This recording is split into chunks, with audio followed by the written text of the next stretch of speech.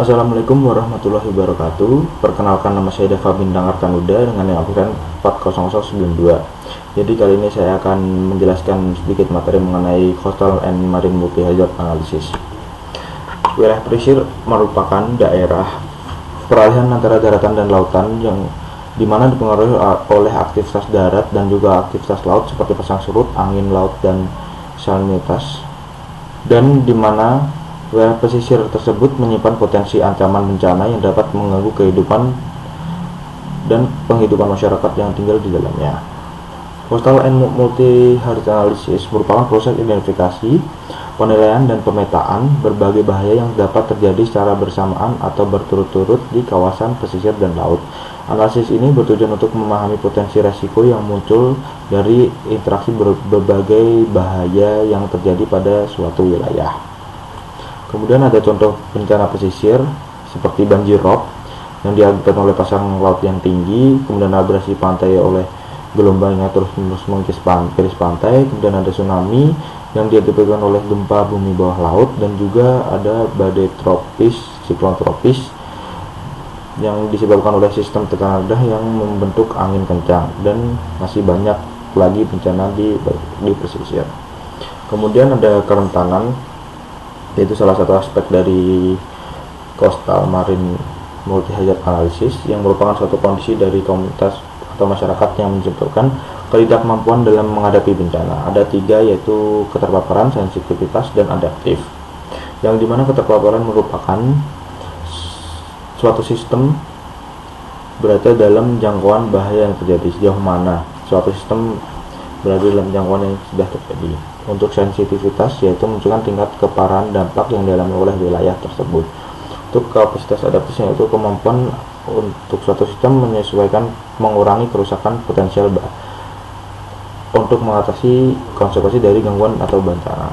Ini ada rumusnya, yaitu kerentanan dikali sensitivitas kemudian dibagikan ke kapasitas adaptif. Salah satu metode analisis bahaya ada yang namanya metode Coastal Vulnerability Index atau CVI, yang merupakan metode pembobotan relatif berbasis skala indeks dari parameter fisik seperti geomorfologi, elevasi, kemudian pantai, garis pantai, naiknya muka air laut, pasang surut, tinggi gelombang. Dengan rumus CVI sama dengan 7 parameter tersebut dikalikan dan dibagikan jumlah dari seluruh parameter. Jadi untuk penentuan skor sebagai berikut. Kemudian ada komponen utama dalam analisis, yaitu identifikasi bahaya, penilaian kerentanan, penilaian resiko, dan juga pemetaan resiko. Kemudian saya di sini mengambil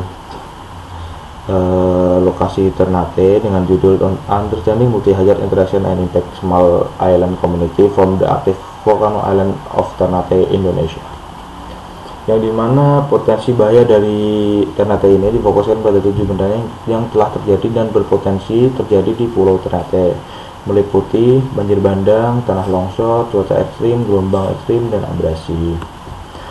Yang dimana pada jurnal tersebut menggunakan metode Multi-Hazard Risk Assessment, yang dimana risk assessment sendiri itu merupakan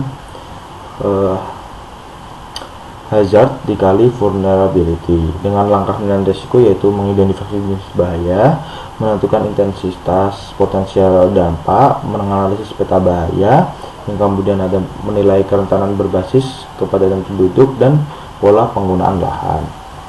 Yang dimana pembuatan vulnerability ini atau kerentanan ini melibatkan potensi atau populasi serta penggunaan lahan dan juga jumlah data penduduk, yang kemudian data tersebut dianalisis dan dikategorikan sebagai peta kerentanan. Kemudian untuk luas wilayah bencana hidrometeorologi pada per kecamatan dan desa yang didapatkan pada jurnal ini, yaitu Kecamatan Ternate Barat memiliki potensi bahaya banjir bandang yang cukup besar.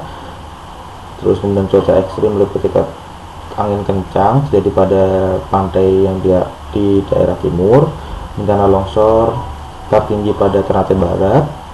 Kemudian pada seluruh wilayah pesisirnya itu rentan terhadap gelombang. Untuk peta bahayanya seperti tersebut, yang dimana yang gambar A adalah Pulau Ternate. Peta bahaya Pulau Ternate yang gambar B merupakan peta banjir bandang, kemudian yang C ada peta tanah longsor, D ada peta gelombang dan abrasi ekstrim. Kemudian ada peta kerentanan dan resiko yang dinilai berdasarkan paparan bahaya lingkungan, potensi kerusakan manusia.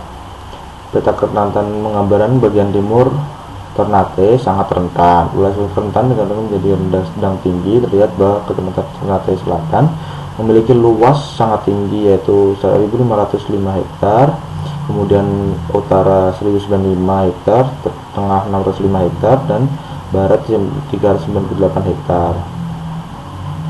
Untuk strategi mitigasinya seperti ini, itu ada pendekatan multibahaya terpadu, penguatan sistem peringatan dini, pengolahan tata ruang berbasis risiko, perlindungan dan rehabilitasi lingkungan, pengendalian urbanisasi, peningkatan kapasitas masyarakat dan pemerintah daerah.